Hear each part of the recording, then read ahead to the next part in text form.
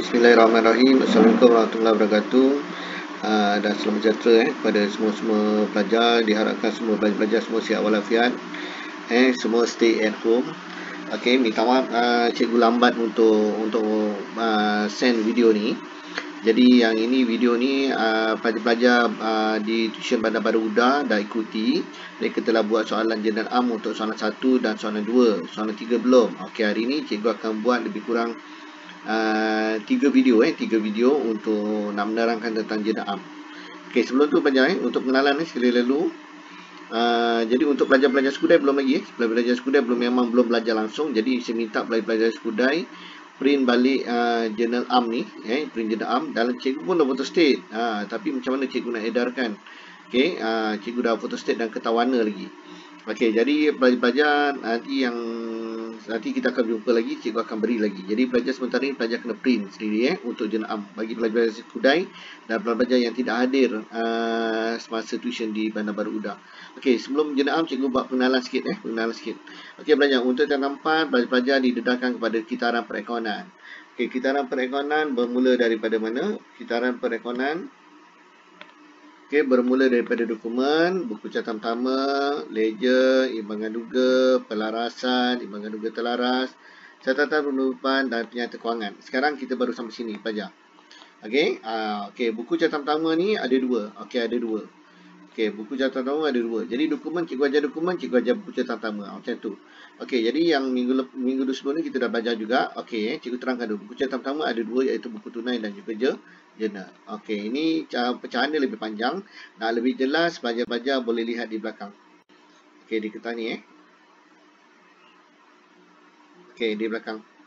Okey, ingat lagi. Okey, kitaran pertama dokumen. Dokumen post kepada buku catatan pertama. Buku catatan pertama ada 2. Satu buku tunai. Apa untuk buku tunai? Buku tunai adalah untuk urus niaga tunai. Okey, untuk urus niaga tunai. Manakala jurnal untuk urus niaga apa? Urus niaga jurnal adalah untuk urus niaga kredit. Kredit. Jadi apa saja urus niaga kredit masih masuk jurnal, apa saja urus niaga tunai masuk buku tunai. Jelas? Okey, lepas tu jurnal pula ada 2. Jurnal apa? Jurnal khas dengan Jeneral Am. Khas ni apa khas? Khas ni khas untuk jualan JJ, jurnal belian JB, jurnal pulangan jualan dan juga jurnal pulangan belian. Jadi khas ni apa ni? Jual apa? Dia mesti jual barang niaga. Mesti barang niaga. Apa tu barang niaga? Barang yang kita niagakan di kedai. Okey. Dia kalau nak masuk jurnal khas, jurnal jualan ialah jual barang niaga secara kredit. Kalau beli apa? Beli barang niaga secara kredit. Sama juga dengan pulangan. Mesti syarat dia dalam jurnal khas, mesti barang niaga. Okey, apa tu yang nak masuk hari ni nak belajar? Bagaimana nak masuk Jeneral Am? Jeneral Am ni special. Nama pun Am. Am ni umum. Jadi apa saja yang tak boleh masuk dalam buku tunai? Apa tak boleh masuk buku tunai? Tak boleh masuk jurnal khas. Dia akan masukkan mana? Dia akan masukkan dalam Jeneral Am. Itu yang cikgu nak terangkan. Okey, bagaimana bentuk Jeneral Am? Jadi Jeneral Am ni banyak fungsi dia pelajar. Pelajar boleh tengok dekat nota ni. Okey, fungsi dia banyaklah. Catatan permulaan, catatan penutupan dan sebagainya. Okey, Jeneral Am. Cikgu nak tunjuk bentuk dia. Okey, bentuk Jeneral Am, kotak dia sama macam jurnal khas. Cuma perbezaan dia apa? Perbezaan dia nama tajuk dia. Okey, sini tarikh sama macam jurnal khas. Butiran. Okey, butiran dia lain sikit. Dia ada debit. Okey, dia ada satu debit. Satu kredit. Dia lain sikit. Kalau kredit ni mesti butiran dia masuk dalam. Tu yang Jeneral Am ni agak susah sikit. Okey, jadi lepas tu belajar tajuk dia, jangan lupa tajuk dia ada folio. Folio ni tak apa, tak isi, debit kredit. Jadi pelajar kena mahir debit kredit ni. Lepas tu dulu cikgu ajar macam mana nak kenal debit kredit. Debit kredit pelajar mesti ingat konsep apa? Konsep bahil. Pelajar kena guna konsep bahil. Ingat lagi tak konsep debit kredit? Apa dia bahil? Apa dia bahil? Belanja, aset, hasil, equity milik dan juga liability. Ini konsep ni pelajar mesti kena tahu. Sebab tu dulu masa belajar dengan cikgu bulan 1, bulan 2, inilah cikgu tekankan. Belanja, hasil, aset, liability, equity. Pelajar mesti tahu. Okey, cikgu testing satu Jualan. Debit ke kredit? Jualan. Kredit. Jualan kredit. Okey, belian. Debit. Belanja. Okey, alright. Lagi apa? Angkutan masuk. Debit. Belanja. Angkutan keluar. debit belanja. Okey. Lagi apa? Kenderaan, debit asset. Betul? Okey, modal, kredit equity pemilik. Okey, akaun belum bayar, kredit liability. Okey, lagi. Okey, apa lagi? Okey, sewa diterima, kredit hasil. Okey. Lagi apa lagi? Tunai asset, debit. Okey, bank, debit asset. Okey, lagi bank overdraft, kredit liability. Boleh? Okey, lagi gaji, debit belanja. Okey. Tu antara pelajar-pelajar yang kena tahu. Okey, di samping tu pelajar tentang debit kredit, pelajar kena tahu beberapa item kontra. Ada 5 item kontra. 5 kontrak. Tapi yang wajib tahu ialah 3. Untuk sementara ini pelajar kena tahu 3. Apa dia 3? Okey, yang pertama ingat lagi tak? Pulangan. Okey, kalau debit dipanggil apa debit? Debit ialah apa? Debit ialah pulangan jualan. Kredit ialah apa? Pulangan belian. Jadi pelajar kena tahu. Boleh? Okey, ni pelajar mesti kena tahu pulangan ni. Okey, yang ni 2, 1, 2. Okey, 1 dan 2. Okey, lepas tu yang 3 apa? Ambilan. Sebut je ambilan mesti apa? Ambilan mesti debit. Kenapa? Sebab ambilan akan mengurangkan modal. Modal adalah equity pemilik. Ni asas pelajar mesti tahu. Okey, nanti cikgu akan buat video asas siapa-siapa yang tertinggal untuk topik-topik awal tu, cikgu akan bantu. Okey? Alright. Sekarang pelajar, kita dah tahu kotak dia. Okey, kotak dia cuma dalam jenah am ni, jenah khas senang. Butiran dia mesti nama ABT dengan ABB. Terus tulis jumlah. Tapi ini ada debit, ada kredit. Jadi pelajar kena tahu apa tu debit, apa nak rekod debit, apa nak rekod kredit. Lepas tu pelajar, dekat bawah ni dia ada keterangan. Okey, keterangan ni apa? Keterangan ni yang menunjukkan kenapa dia debit, kenapa dia kredit. Jadi pelajar kena tahu. Okey, jadi semua tu jangan pelajar yang risau, cikgu dah sediakan nota khas untuk jenah am. Jenah am, jadi pelajar gunakan ini. Mana nota cikgu? Okey ni jenah am. Ini yang tak cikgu pelajar kena print. Okey, jenah am. Okey. Dia ada semua sekali ada 9 transaksi. Okey, jadi pelajar kalau pelajar tengok cikgu ada bagi 3 soalan. Okey, dia ada yang ni 3 soalan 3 soalan nanti pelajar boleh tengok soalan yang cikgu bagi. Okey, sekarang ni untuk soalan nombor 1 kita fokus pada ini je.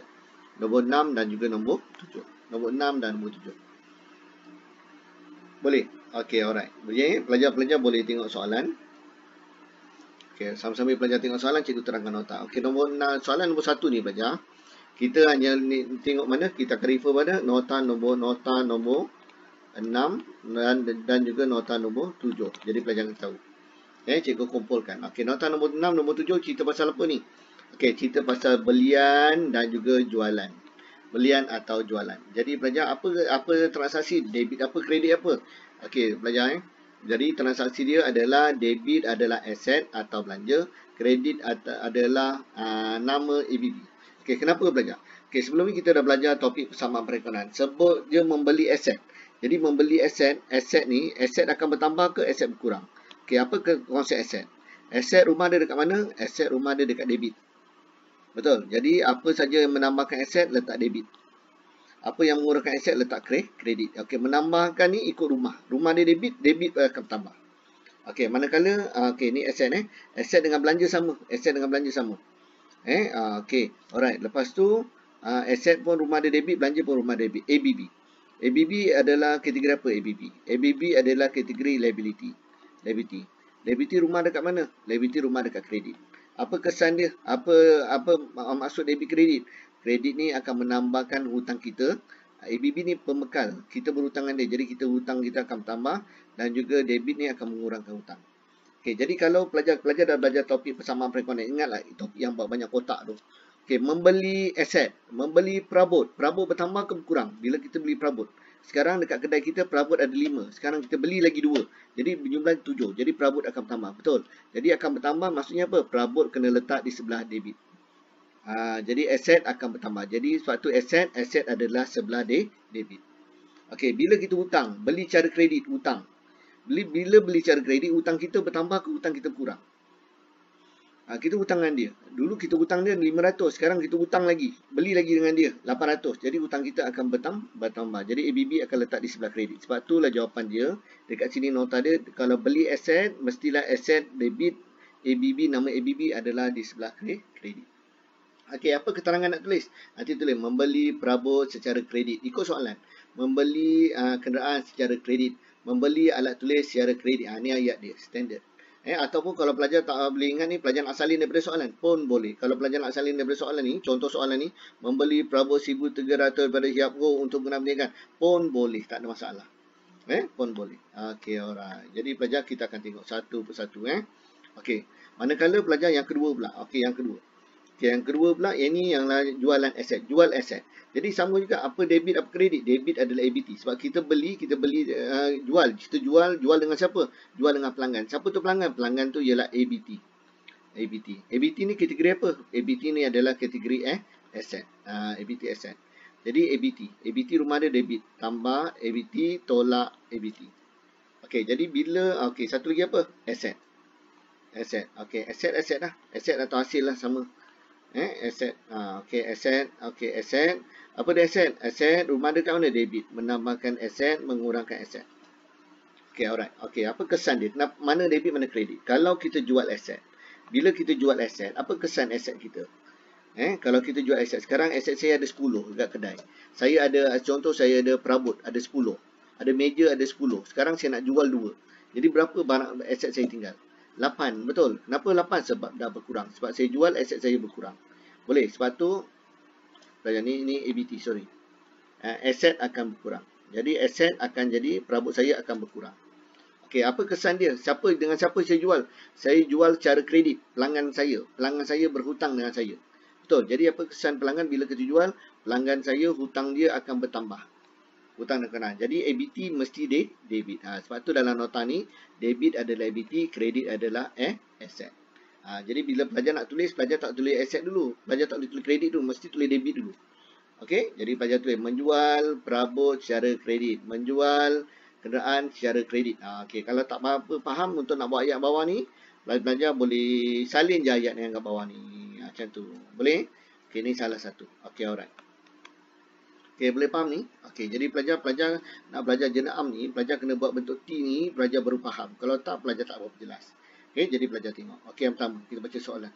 Okey, jadi pelajar boleh keluarkan test pad, pelajar cuba buat. Pelajar cuba buat untuk soalan 1, 2 dan 3. Okey, jadi pelajar itu saja untuk penerangan awal. Lepas ni cikgu akan ajar soalan 1 untuk video berikutnya, soalan 1, soalan 2 dan soalan 3. Okey, alright, itu sebagai pengenalan untuk jenam saja. Okey, terima kasih.